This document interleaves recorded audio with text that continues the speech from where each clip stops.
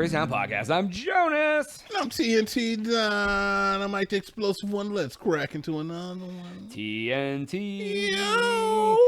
I've never been a guy who was like super into like cryptography. Like, Are you talking about like the world, like looking at maps and shit? No, like where you like try to like put stuff into code where people will be like have like symbols and like and then they'll put on Reddit and they'll be like, I found this diary and I don't know my thing. And people are like, oh, well, it says this and that and the other. Like, because it'll be like, this symbol means S, this symbol means T. Like, The Rosetta Stones. Yeah. So, Duolingo. So, like, I some of that stuff's super fascinating. And the way that people figure that ish out is crazy, too. Like, because it takes a lot of work to do it. I saw something on Reddit I thought was actually pretty ingenious. Like, and I just wanted your opinion on it. So, basically, it was a piece of paper. Like, somebody put it up, on the wall, like in like an apartment building. It said, black wallet found. It says, you can contact me by solving this equation. And it has like a number, and then it says plus your birthday, and it has like zero, like DDMMYYY, must be overseas. And if you add it together, it equals the guy's phone number to call him and get your wallet. So in order for you to know that it's your wallet, the only code that works is your birthday. So if you're the person that's missing the wallet, you can easily get his phone number and call him. No one else can. And then it said, on Monday, I will deliver it to the police station. So, like, if nobody comes by Monday, I'm taking it to the cops. But I thought, like, that's pretty ingenious. Like, okay, look, you know what? Honestly, I'm not mad at that. Yeah, like, I'm not mad at that. I was like, I would have never thought of that, and I'm not a stupid person. Yeah, like, I was honestly mad when you were like, he put up a thing on Reddit and talking about, like, it had all these numbers. I'm like, I'm calling the police. I was seriously, like, mad. I'm like, I'm just calling the police on this guy. But then it's like, it's an easy puzzle. It's not like some Riddler Batman type-ish, you know? So, yeah, that's actually fine.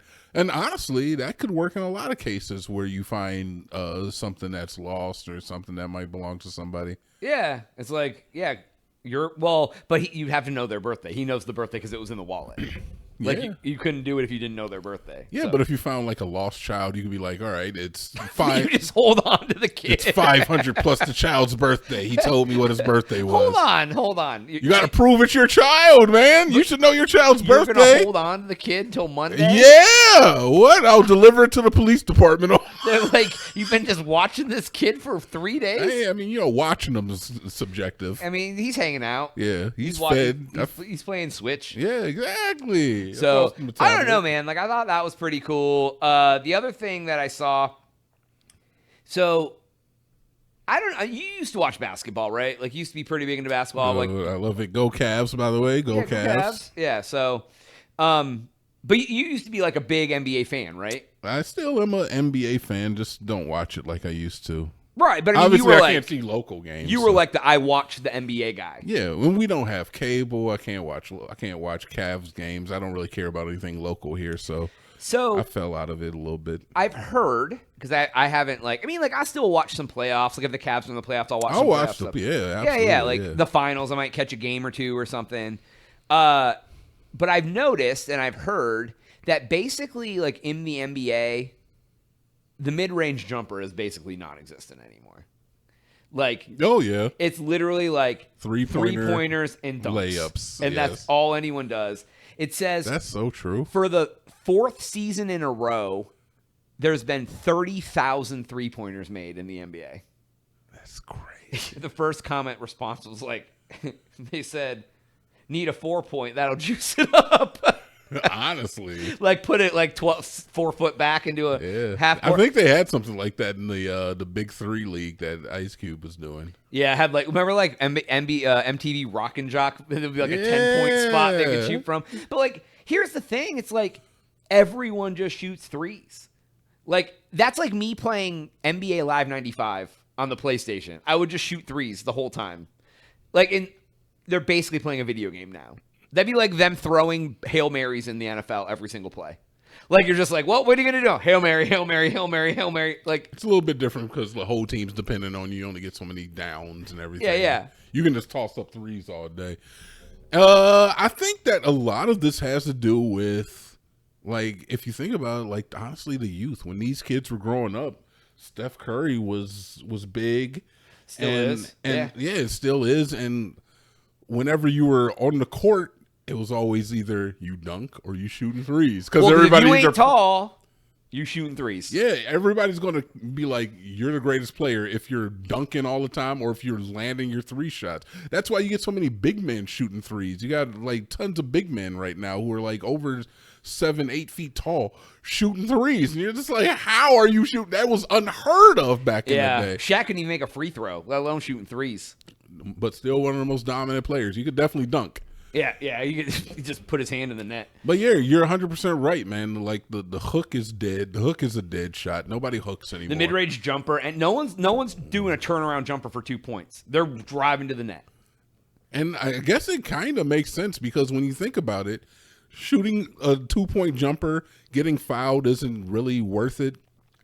Shooting a 2-point jumper under duress isn't really worth it. If you're going to do that, just go for the three. Yeah, because if you get fouled, you get 3 foul shots. Exactly. And if you make it, you get a 4th point. Like, yeah, and if you make it, period, you get 3 points. So it makes more sense. It's high. It's kind of like high risk, medium reward when you're shooting a 3-point because you still got your offensive rebounds that you can get. Yeah, I don't know, man. It's interesting. If I wouldn't, how would you fix that? How would you fix that in sport? What they could do is push back the 3-point line. They could push back the 3-point line. Yikes. They could make the rim smaller. They could make the circumference of the rim smaller. What are we doing, man? So like you could still dunk easy, but there's less circumference to make the ball in, so it'd be harder to shoot from a distance. That's going to take down the scoring for everyone, well, man. Yeah. The muscle memory, like there's basketball players who cringed around the country when you said that one. Yeah, I know, right? Pushing back the 3-point line, I could see. Like making the shot a little harder, but holy. Well, yeah, making the hole smaller. Well, because there's no defense now. The scores of these games are like 140 to 130. That used to be the All-Star game. Good. Because no one's playing. You can't defense a 3. You just got to get in the way. Put a hand in his face. Yeah, exactly. Put a hand in his pants. That works too. Yeah. I mean, so I don't. If you're Draymond Green, you can do that. As a person, like when I was a kid, I was a big NBA fan because Jordan and like all the things. You were an NBA fan as like more a early adult, I guess it would be. Yeah. How do you feel about the integrity of the game with that? Like, do you care? Do you think it's nothing? Like, are you like, man, like it's not basketball anymore? Whenever you see a certain subset of skills kind of like removed from the game because of like what I would be considered like the meta build of either dunk or 3-point, because those are the easiest shots to hit or like the most secure points or the medium risk or the best reward. Yeah. I guess it's sad to see either one of those aspects go. So yeah, I'd say is that it's kind of sad to see it go, but I mean, there's a reason. Like the statistics are out. These kids are definitely doing what's best for winning games, and they've mimicked what the one of the greatest teams in the Golden State Warriors has done, where they just kind of threes. They shot threes. But that's not even the first, like when Steve Nash was on the Phoenix Suns, that's what they did. You know, like there's been other teams in history that have adopted the kind of like just shoot threes. And honestly, they got a lot of success out of it. So I'm not surprised that is kind of the new meta, where it's just like we need to prioritize points or the easy shots. So yeah, I don't know. Kudos, I guess. And rip to the hook shot. Yeah, I mean, it also, looking it up, like the NBA ratings are probably like for the finals are like the lowest they've been in for a long time. Yeah, I could see that. Like people just ain't watching it anymore. Like I don't think it's as exciting of a game to watch people run down the court and shoot threes. People want to see people battling at the net. They want to see people doing like turnaround jumpers. Like I question how much sports attendance is across the board. Like I'm sure a lot of those like, is it just the statistics of people watching it on TV, or is that people actually going to the game? I feel like a lot of people in the current economy aren't going to games as much as they would if they were thriving more. And I don't know if watching games People used has to any watch it on correlation. TV a lot, though. What's that? People used to watch it on TV a lot. Yeah, I don't know. There's some big players out there, man. LeBron's still playing. You still got Luca out there. Venom Blamba. Venom Blamba? I love that guy. Venom Blamba. Venom Weba. Oh, Wambi? Or, yeah, whatever. Wamben Weba. I don't know what his name is. Exactly, man. There's big names out there. I guess maybe there just needs to be like some shakeup. I don't know. That's something for the dude that owns the NBA to look at, where he needs to maybe add some he needs to have a conversation with Vince McMahon. Need to XFL up, need XBA. I would love it if they were to inject more personality into these players and into the game, even if it were fake.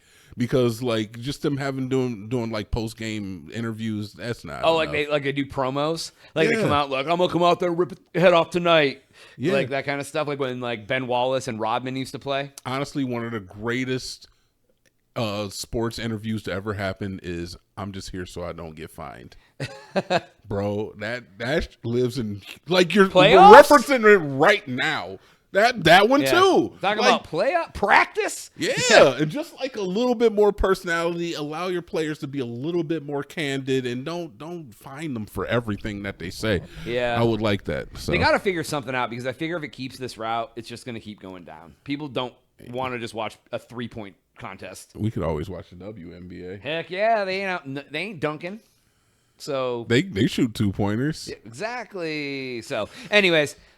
That's all I'm going to do today's episode. Go to thegreatestnow.com, subscribe for Jonas. TNC. Yeah.